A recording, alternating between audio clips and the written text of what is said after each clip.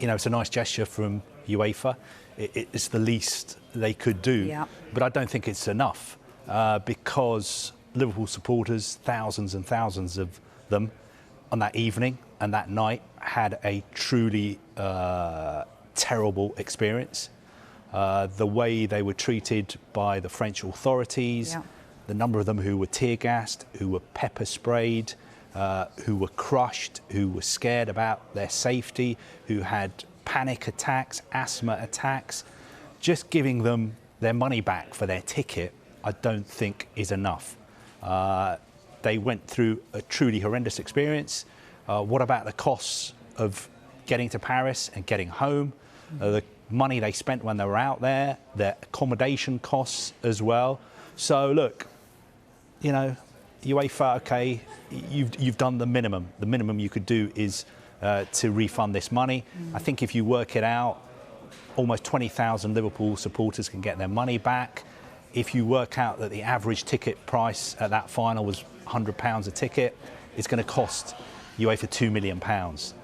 So really a drop in the ocean as far as UEFA are concerned. And my personal opinion is that it's the least they can do. It's a start, but no matter how much money they give back to Liverpool fans, you can't excuse what UEFA and the French authorities did, and also the fact that they tried to blame Liverpool supporters for their own failings. And, giving somebody £100 back, those Liverpool supporters are not going to forgive and forget what UEFA did and what the French authorities did, because that was truly inexcusable. And like I say, for those people that don't know, you were absolutely in the thick of it, being tear gassed yourself as well. You know what that experience left you with. We're talking about fans that have already got the Hillsborough disaster in their memory as well. What would you like to see UEFA do right now? Well, I've got to say, I was there on the night with my producer and my cameramen. I was pepper sprayed. I was tear gassed. It wasn't a very nice experience, but we were just doing our job. I didn't actually have a ticket, so I'm not going to get my money back. I don't want a refund from UEFA anyway. But also, there were a lot of Real Madrid supporters who were really, really badly treated as well, because we were working all the way around the stadium. And there were some pretty nasty things happening at the Real Madrid end as well that haven't been reported on as much. And also after the game, when Liverpool and Real Madrid supporters were trying to leave the stadium, the number of them who were being attacked and mugged and robbed, what are UEFA doing about that? They're saying get in touch with the French police and the French authorities and they'll investigate and they'll help you out. Again, I don't think that's enough. Now, what could UEFA do?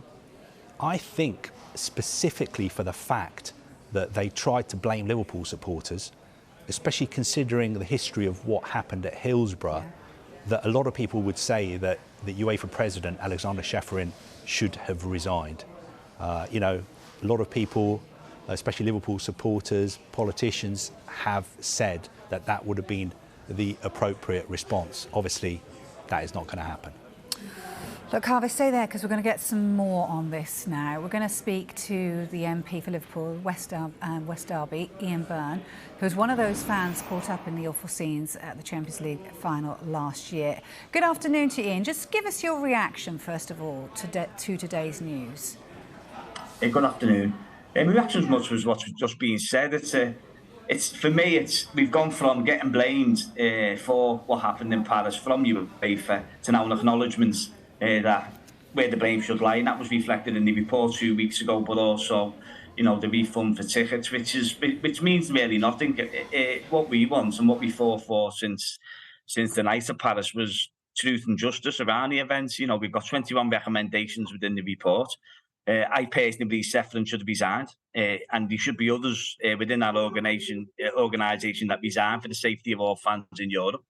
So for me, it's an acknowledgement of where the blame lies, and that's where we are. It's a very small step to where we want to get, which is an absolute full apology and the 21 recommendations. And I think if Ceferin's not going to resign, the very least he should do is come to Anfield with the supporter groups that have fought so fantastically well to get where we are, and with the football club, and apologise in person to every single Liverpool fan. I want to ask you as well about what you said when we spoke to you previously on Sky Sports News. You said the French authorities involved should never, ever be anywhere near a major sporting event in the future. Do you stand by that still? Oh, absolutely. We've had no acknowledgement at all from the French government regards the report. We've had nothing that looks like any sort of concession from the police, or also, importantly, that they've learned the lessons from the failings, the catastrophic failings, and it wasn't for the Liverpool supporters on the night, as is reflected in the report, that people could have died. And I think we've also got to remember as well that 2 Hillsborough survivors have actually taken their own life since Paris. So this runs deep.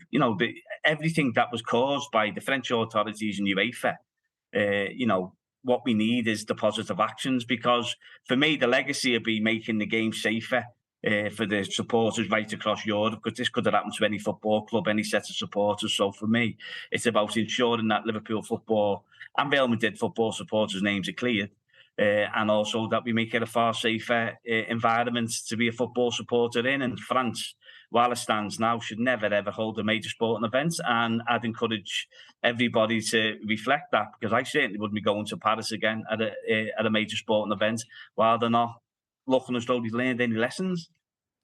Ian, you said there that you wouldn't go to Paris again, and you obviously haven't had an apology from the UEFA president.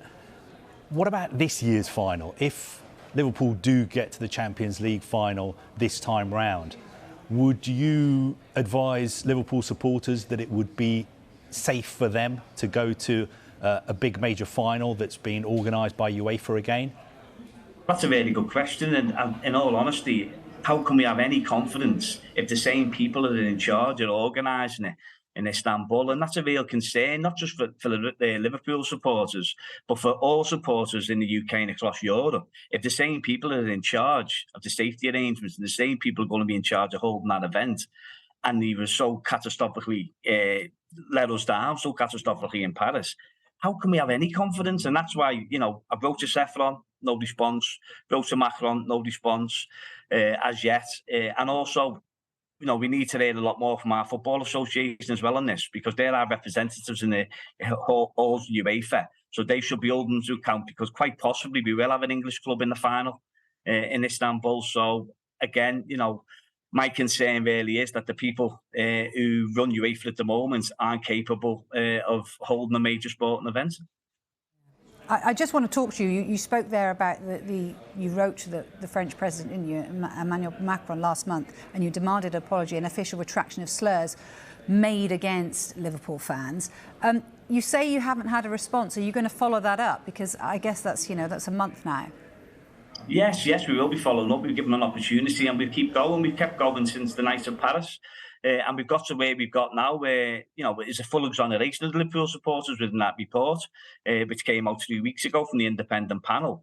We've also got this today, which is also an acknowledgement from UEFA that, they were culpable and they're going to refund the tickets to the supporters. But we're nowhere near where we should be. We should have full apologies from the French authorities, the French police, the governments, and UEFA, and we haven't got that yet. And that's what we've called for from the day after, really, when I done an interview with Sky Sports. Do you think what do the fans on the ground actually want? I understand, authorities and heads of authorities often want something different. What do the fans actually want? Is that what they want to see? Is Saffron go? Where do they stand in this? Yeah, we want truth and justice. What we faced the night of Paris and the aftermath was safe from the hills of playbook. When the lies and smears which were propagated by the French authorities and UEFA, as I said, have run deep and caused really serious harm. So what we want is the full apology. That's what we want. And also, we want the recommendations within the report. That's what the supporters want. That's what they want from UEFA. In an ideal world, Saffron would go, he'd fall on his sword, he'd show honour and say, well, I've messed up. I'm the head of that organisation. I'll depart. I can't see that happening. But there should be people within that organisation that go to ensure that the safety of football supporters in Europe can hopefully, they won't have to face what we faced. And that's unbelievably important. And that's why, again, I think the Football Association should stand up for us. You said there that you want UEFA to apologise. do you also want them to come out and publicly thank the Liverpool supporters? Because the independent report made it very, very clear that if it wasn't for the exemplary behaviour of the Liverpool supporters, the situation could have been much, much worse. There's been no acknowledgement of that from UEFA. They haven't come out publicly and thanked Liverpool supporters for the way they behaved. No, it's a really good point, and I say that should be contained within the apology, because obviously, I think what's really concerning is, what has concerned us greatly is that the lies and smears from Hillsborough were actually adopted by the French police force 32 years later to run their security. Their strategy was based on the lies and smears from Hillsborough. So we need to ensure that there's no uncertainty around Paris. Where the blame is apportioned, who was to blame for the event, and who actually, as you quite rightly said, were the people that saved the lives of supporters and made sure that no lives were lost that night. And that's so important to every single Liverpool supporter, and I'd say every single Real Madrid supporter that was there as well. Consider sitting down with Seferin yourself, being somebody that was wholeheartedly involved in this situation. Would you consider sitting down with the head of the French authorities and actually having a conversation with them face to face to explain exactly what went on, and maybe move this forward by being on a panel yourself or something where you can advise people going forward in this? Well, we went before the independent panel, and we gave evidence on the panel, and I made a written submission. I'd sit down with anybody from Seferin to Macron. If they wanted to know exactly what happened on the night and listen to supporter voices, not just me, there's many other people that were there that night that I'd quite like to tell them their stories and, not be dismissed like we were, and like we have been. So, I'm here, any opportunity I'd get, I'd sit down with people like that to tell them exactly what I think of them and what they should do moving forward. I would agree with that. Look, where do we go from here? We're at this situation now. This is where we are today. What happens next for you? Well, look, we're three months away, aren't we, from the next Champions League final? Them recommendations are sitting there in that report. They need to be implemented. So we need to ensure that next Champions League final, supporters don't have to go through what Liverpool supporters went through if we're not there, which is unlikely, but you never know. But it's really, really important. It's really important that the recommendations are enacted upon, but also we want the full apology. We want the apologies from the French authorities and UEFA, and we want the blame apportioned absolutely where it is, and they accept what went wrong, but also ensure that Liverpool supporters, the truth is told about us, and those lies and smears are ended, and that means so much to every one of us who are fighting this fight at the moment.